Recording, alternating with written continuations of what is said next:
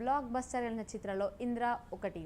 అందులోని డైలాగ్స్, ఆయన మేనరిజం గురించి ఇప్పటికీ చర్చ జరుగుతూనే ఉంది.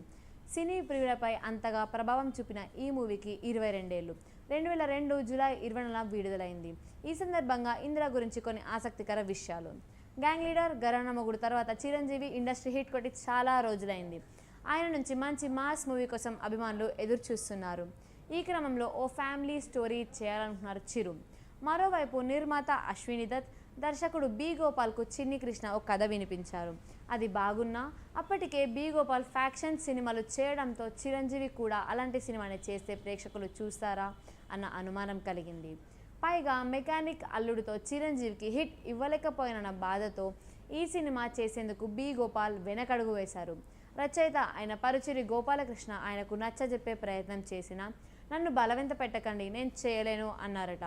కానీ తర్వాత అంగీకరించక తప్పలేదు. దీంతో కథను మరింత డెవలప్ చేయమని చిన్ని కృష్ణకు సూచించారు. తొలుత ఈ సినిమా నేపథ్యాన్ని కృష్ణా గోదావరి నది పరివాహక ప్రాంతాన్ని తీసుకున్నారు. పరుచూరి గోపాలకృష్ణతో చర్చల సందర్భంగా దాన్ని మరియు గంగానది బ్యాక్ డ్రాప్నకు మార్చారు. ముందుగా ఈ సినిమాలో ఓ హీరోయిన్గా సిమ్రన్ని తీసుకుందాం అనుకున్నారట.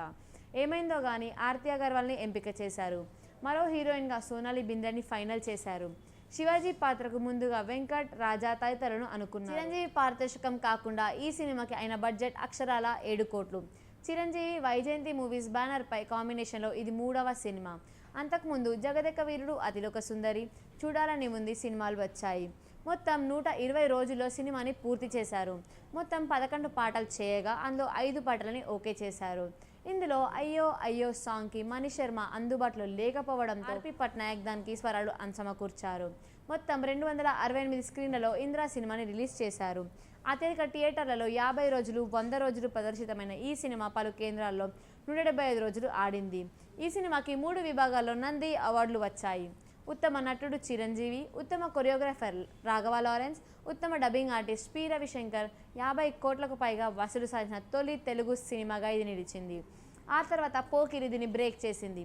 విజయవాడ 175 రోజుల ఫంక్షన్ చేశారు.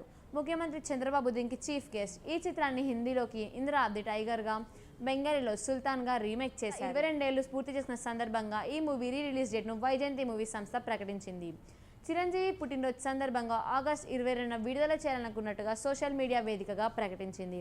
మరోవైపు వైజయంతి మూవీస్ సంస్థ 50 ఏళ్లు పూర్తి చేసుకోవడం విశేషం. మరిన్ని ట్రెండింగ్ వీడియోల కోసం న్యూస్ 18 తెలుగు యూట్యూబ్ ఛానల్ను సబ్స్క్రైబ్ చేసుకోండి.